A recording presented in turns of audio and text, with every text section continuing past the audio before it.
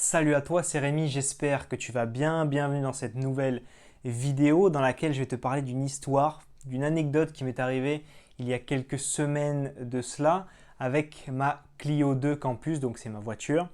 Et je vais te parler de cette anecdote maintenant. Donc c'est quelque chose qui m'est arrivé qui m'est arrivé fin juillet. Donc par contre j'avais plein de vidéos de prévues déjà mises sur YouTube à te sortir toutes les semaines. Donc c'est pour ça que je t'en ai pas parlé à ce moment-là, puis c'était pas une histoire très réjouissante. Donc il fallait prendre un petit peu de recul si tu veux. Et maintenant j'ai envie de te la raconter pour t'apporter justement cette histoire et surtout la moralité de cette histoire de cette anecdote. Donc aujourd'hui, je vais te raconter cette petite histoire. Je t'en avais déjà parlé sur Instagram, en story, en post, etc. Donc si tu ne me suis pas encore sur Instagram, je t'invite à le faire pour voir un petit peu mon quotidien, ce qui peut m'arriver de bien comme de moins bien dans une journée. Donc si tu ne le savais pas, ma voiture, c'est une Clio 2 Campus blanche que j'ai depuis maintenant bientôt 8 ans. Ben oui, parce que 18, 26 en fin d'année, oui, donc 8 ans, c'est ça, bientôt 8 ans. C'est ma première voiture, c'est la seule que j'ai eue. Donc c'est absolument pas un passif parce qu'elle est largement payée, elle ne vaut plus rien, mais elle me sert beaucoup quand je vais par exemple à Castorama, quand je vais à Ikea. Je peux mettre un nombre de meubles inimaginable. Depuis des années maintenant, j'ai appris à jouer au Tetris dans la voiture pour faire rentrer un maximum de choses. Donc plan de travail Ikea, ça rentre, porte de douche Casto, ça rentre, les meubles, tout ce qui existe du carrelage, je la remplis à ras-bord à chaque fois. Je te mettrai quelques photos sympas, assez drôles que je mets des fois sur Instagram pour te montrer un petit peu cette voiture et quelle est son utilité pour moi. Donc petite parenthèse, je suis le seul de tous mes copains, de mon groupe de potes si tu veux depuis un petit moment, enfin depuis qu'on se connaît avant d'avoir 18 ans, donc avant d'avoir une voiture, je suis le seul qui a toujours sa première voiture, qui n'a pas changé. Ils ont tous, par exemple, une 308, une belle Mégane, une belle Mercedes. Il y en a aussi qui ont des MX5, tu vois, si tu es un petit peu connaisseur de voiture, il y en a pas mal qui aiment ça. Perso, je suis le seul qui n'a pas changé. C'est pas parce que je ne peux pas, c'est surtout parce que j'en ai pas envie, parce que pour moi, ce serait vraiment un gros passif. Cette voiture, elle tient très très bien. J'ai fait quelques travaux dessus si tu veux pour l'entretenir, mais sinon c'est vraiment une voiture ultra fiable et ça me permet justement de ne pas avoir ce passif, ce crédit ou ce cash à immobiliser dans une voiture. En plus de ça, si tu veux, elle est un petit peu abîmée, il y a des pètes un peu partout, il y a des vis pour tenir le rétro, il y a des vis pour tenir le pare-choc, bref, je t'assure, c'est vraiment un chantier, il faudrait faire une vidéo dessus tellement elle me fait rire cette voiture. Donc en plus, j'y suis un petit peu attaché parce que ça fait un petit moment, mais du coup, j'ai pas peur de l'abîmer si tu veux. Je préfère utiliser mon argent pour faire autre chose et ça n'empêche que j'aime beaucoup les belles voitures, mais ce sera pour plus tard. Donc là récemment j'étais sur la fin d'un chantier et ce que j'ai fait c'est que je suis allé faire un petit peu le tour des magasins. Donc j'ai acheté des choses sur internet et puis d'autres chez Conforama, chez But, chez Boulanger, tout ça, électroménager, meubles, tout ce genre de choses là. Et ce qui s'est passé c'est que le lendemain si tu veux j'allais à mon appartement pour y déposer tout ce que j'avais dans ma voiture. J'ai gardé tout ce qui était meubles et électroménager dans ma voiture parce qu'il y avait un matelas, il y avait des meubles de télé, des trucs hyper gros, hyper chiants à transporter si tu veux. Donc ce que j'ai fait, c'est que je l'ai laissé dans ma voiture, dans ma résidence, pour y aller le lendemain matin. Et ce qui s'est passé, c'est que dans la nuit, il y a des personnes, mal intentionnées bien entendu, qui sont venues et qui ont fracturé une vitre de la voiture pour l'ouvrir et pour voler, mais pas tout parce qu'ils ne devaient pas pouvoir tout transporter parce que je te dis, elle était remplie. Il y avait, je pourrais pas te dire, je sais ce qui a été volé, mais en plus de ce qui a été volé, il y avait un matelas, il y avait un meuble télé, il y avait des couettes, il y avait un micro-ondes, ils n'ont pas dû pouvoir le transporter, il était trop lourd, j'en sais rien. Bref, il y avait peut-être pour 1000 euros de meubles et d'électroménager dedans. Et je pouvais pas, enfin si tu veux, je pouvais pas le monter chez moi. Chez moi, c'est assez petit. J'allais pas tout stocker juste pour une nuit. Je me suis dit bon je le laisse, demain j'y vais et je dépose tout. Donc on m'a cassé la vitre. Donc ça bien sûr, faut le payer parce que tu as une petite franchise, mais derrière ça coûte plus cher. Le vol de ce qu'il y a dans la voiture, c'est pas pris en charge par l'assurance, par personne. De toute façon, les assurances, ça prend en compte rien du tout. Donc de toute façon, c'était tout pour ma pomme. Et ils m'ont volé du coup de l'électroménager principalement. Donc là, j'ai ma petite liste. Donc ils ont volé une machine à café Nespresso, une bouilloire, un tabouret, une lampe Ikea, un aspirateur et je sais, non, non, c'est tout ce que j'ai noté. Et je crois qu'il y avait un autre truc que je me souvenais pas, mais je l'ai retrouvé après. Bref, ça fait environ 450 euros d'électroménager meuble de voler, plus la réparation de la vitre, on monte à plus de 500 euros. On est à 600, un peu moins de 600 euros, je crois.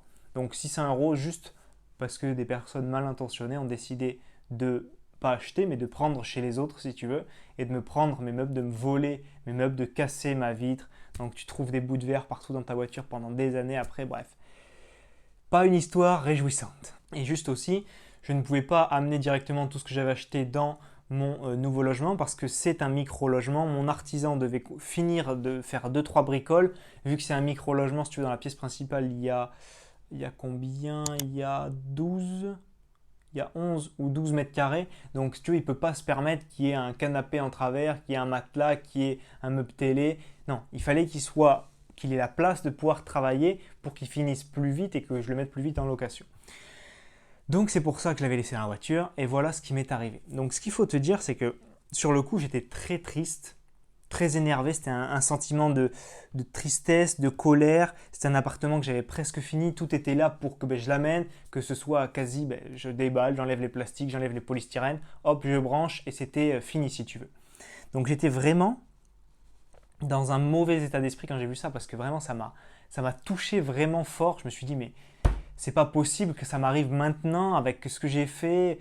Pourquoi ça m'arrive dans ma résidence chez moi? C'est pas à la rue, hein, c'était pas dans la rue, c'était une résidence avec un portail, un bip, t'appuies, tu ouvres, voilà, c'est classique, sécurisé quoi. Donc voilà, c'est des personnes sans principe, des personnes qui se servent chez les autres, qui prennent gratuitement, qui volent les autres, bref. Ce que je me suis dit, c'est que en fait, si tu restes abattu sur ton sort, ton cerveau il se met vraiment dans un mauvais état d'esprit. Ça, je pouvais pas, si tu veux, je pouvais pas l'empêcher de suite parce que quand j'ai vu ça, je suis arrivé à ma voiture, j'ai vu la vitre cassée, la porte ouverte, j'ai dit bon, ok.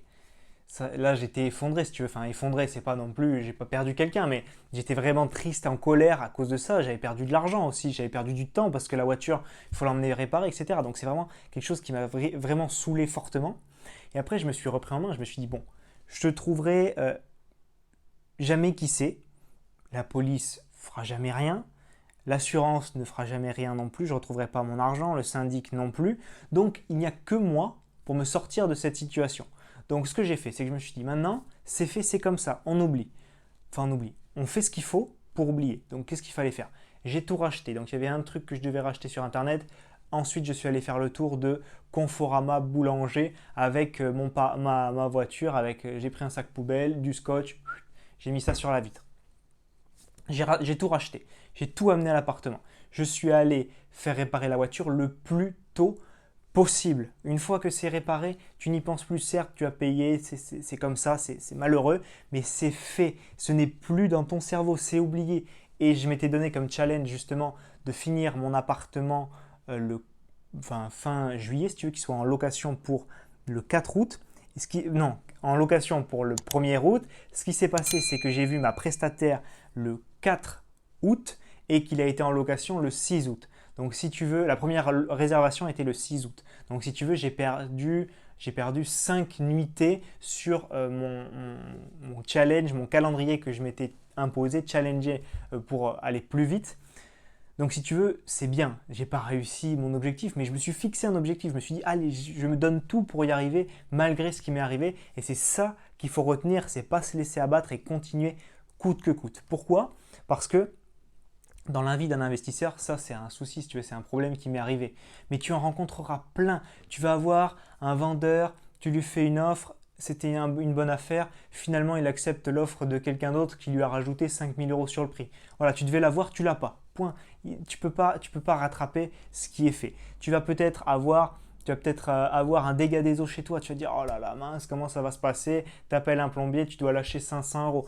Il va y avoir des soucis dans ta vie et dans ta vie d'investisseur. Et la vie, c'est résoudre des problèmes. La vie d'investisseur, ça va être toujours ça. Et ce qu'il faut, c'est rebondir et ne jamais rester dans une dynamique négative. Mon appartement, il a un différé de remboursement. Chaque mois, je fais à peu près 500-600 euros de cash flow. Donc, si tu veux, en un mois, l'histoire, elle est oubliée. Certes, c'est de l'argent que j'ai perdu, que je récupérerai jamais si tu veux. Mais en un mois de cash flow, ça éponge exactement ce que j'ai perdu. Donc voilà, il faut toujours garder le cap, rester focus sur tes objectifs, continuer jusqu'à ne plus justement avoir de soucis avec l'argent ou d'y accorder moins d'importance. Si tu veux, à l'heure actuelle, je serais, on va dire, rentier, gros entrepreneur avec beaucoup de moyens, ça me toucherait forcément parce que ça fait jamais rien de voir sa voiture fracturée avec des trucs qu'on t'a volé, ça énerve toujours.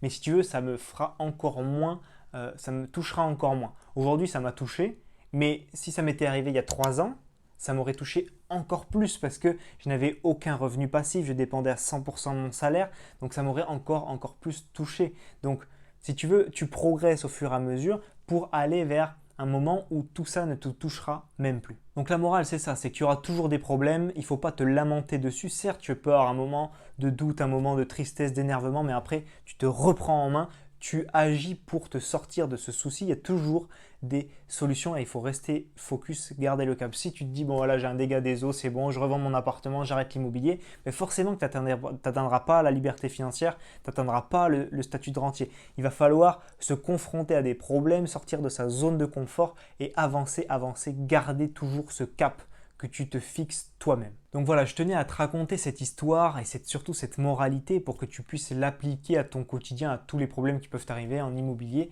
ou dans n'importe quel autre domaine d'ailleurs. Nous arrivons maintenant à la fin de cette vidéo, donc tu peux me dire ce que tu penses de tout ce que je t'ai raconté, de cette histoire dans les commentaires de cette vidéo. Peut-être que ça t'est déjà arrivé, dis-le-moi dans les commentaires.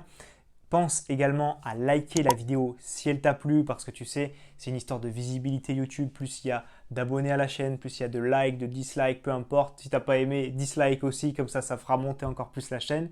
Donc pense également voilà, à liker, à t'abonner à ma chaîne pour la faire grossir, la faire monter et faire connaître mon travail à toujours plus de personnes. Et si tu veux que je t'accompagne pour réussir ton premier investissement immobilier rentable, ce que j'ai fait, c'est que je t'ai préparé 1 heure de formation vidéo qui contient 5 vidéos totalement offertes. Pour y accéder, tu as juste à cliquer sur le lien dans la description de la vidéo et tu auras accès directement à cette formation offerte. Donc on se retrouve maintenant de l'autre côté dans ton espace de formation privé. C'était Rémi, à très vite. Ciao, ciao.